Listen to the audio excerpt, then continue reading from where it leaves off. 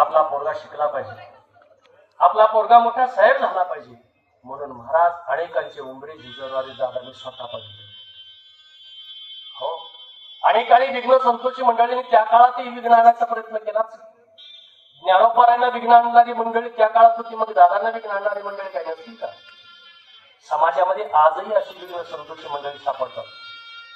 आणि माझा पोरगा शिकला पाहिजे, माझा पोरगा मोठा साहेब झाला पाहिजे, समाजामध्ये माझ्या पोराचं नाव मोठं झालं पाहिजे, माझ्या वाट्याला आलेलं कष्ट माझ्या पोरांच्या वाट्याला येऊ नये त्याच्यासाठी आयुष्यभर झटले ते दादा होते. बापाचं असणं काय असतं मी अनेकदा सांगत असतो.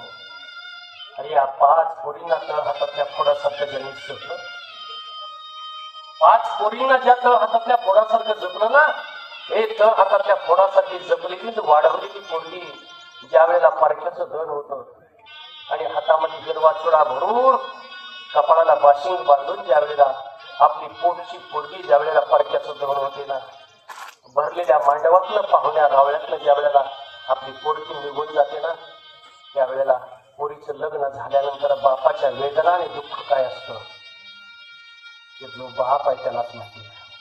मी अनेकदा कीर्तनात सांगत असतो, आयुष्यात बाप नावाचा करता माणूस कधी घाबरत नाही हो.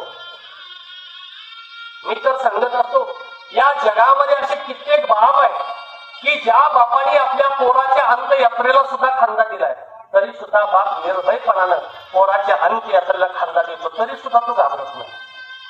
घरात असंख्य संकट आहे तरी तो बाप नावाचा करता माणूस कधी रडत बसत नाही, तो कधी हताश होत नाही, नको तो विचार मनात आणत नाही. पण बाप नावाचा करता माणूस कधी डोळ्यात पाणी आणत नाही.